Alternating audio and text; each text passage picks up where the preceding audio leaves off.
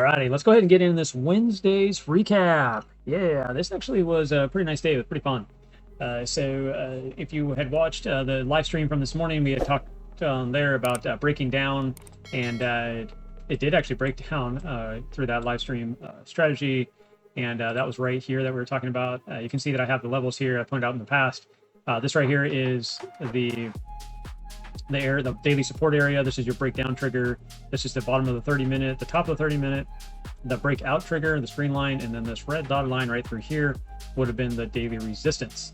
And throwing this trade on here, you always want to kind of know where you want to put your stops. Is always in the main areas of the breakout areas or your levels. That's why I draw these on here. So you could have been drawing this. Now, obviously, this target would have been right here. So it wasn't the best trade, but at the time it was trying to break down. The only thing is you're watching this come down, and really let's go and zoom out really into that 15-minute, and let's take a look at the price action coming up through the day for yesterday, and then we topped out right up in this area, right around that 114. Really, if we went up to our breakout trigger, about 114,260 here in this green area. So you can see we kind of came up, then we broke back down, traded back up, and then since about midnight last night, we had just traded in this range, kind of bouncing up and down.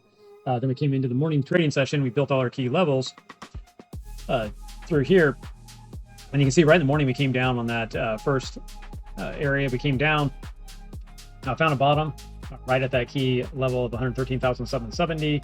Came back up and set the range for us on the day, and then you can see we went ahead and started to break back down. And right here you can see the buying pressure. And I'm on the 15-minute here. You can see we're starting to get that right here. You also can see we're flat here. RSI has been flattened through the morning, and we're down here on the bottom of the Stochs. So we're bottomed out on the Stochs, and same with the 5-minute. So this is actually giving you this indicator that more than likely, if we break down, we're going to come and suck up all the liquidity for the last 8 hours roughly, and then break probably back in. So if you were watching the price action and you saw this hard push down after this strong area right here, more than likely you'd want to pull yourself up a little bit on this to get out, or get out fairly quickly as this candle started to bounce around. A lot of volatility was kicking in.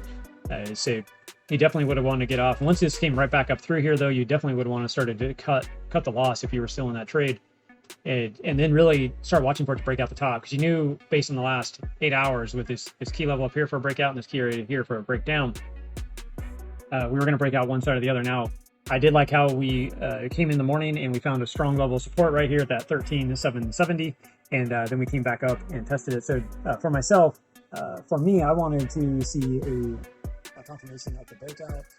Once I saw something break through the 30-minute candle, I got in some right in this area, and it looks like I ended up here instead of coming back down in here. I expected it to kind of flake out through here and break up. Well, it did come back down.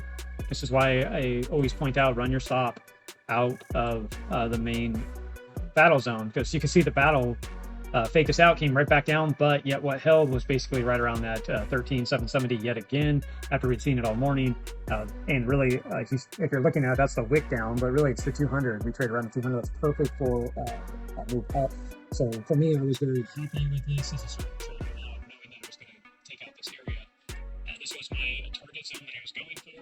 And the bigger target that I saw was right around the 550 range, 570 range, right around there. So that if I did trade up to that higher level, I would have taken it out somewhere right in here if I wanted, which technically was right up here in the circled area that I have. That's why I ended up circling it, because I was like, hey, look at it, hit it. For myself, though, once I saw this breakout through here, that's where I went ahead and just took my profit. And it was a nice move up, just right around a 2-to-1. Great move for the day. And then I just didn't worry about it. Yeah, you can see the rest of the day just kind of grinded, right? Yeah, I did go on up and take out that little bit higher level. But really, I took it out right around the 115, 200 range roughly is where I took it off. So you can see we didn't go much higher than that. The nice thing is in reality, about where I ended up taking it off, you can see that we came back down and then ran up. If you were looking for it to go higher, if it hadn't stopped you out, this is really the answer to get out at, and ultimately that would have been somewhere right here, which is pretty close to what I took off, so I didn't have to deal with all this stress, and that's why I point this out constantly. But if you were looking to take it out, this would have been the key area to take it out. Now you've been like, hey, it kept on running up there. That's the joys of trading. The one thing I will say, though, Typically when it starts to break down, a lot of times this could have run all the way back down into this breakout area, and I got in here and say it bounced somewhere down in here, bounced here, then went back up. I would have much rather have gotten out of this trade right here, and if it did make sense to get back in when it bounced down here, then I'd get back in.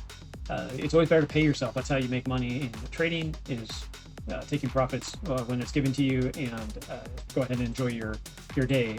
This was a high probability trade. All parameters were met. All the levels and stuff said this was a go.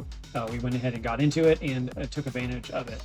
There was a lot more pressure giving up here at the top here. So for this to take out this key level was rough. You could see all these extensions. The Stochs were coming down. RSI was flattening out through here, or MACD, I mean, was flattening out and showing crossover. Your RSI was topped out right through here, and it's been since started to bleed down.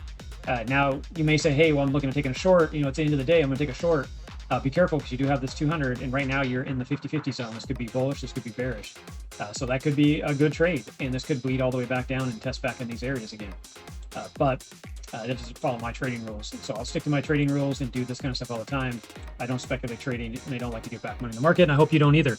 So that is a very important, just trade management. A lot of us get sucked into that, and hurts you quite a bit.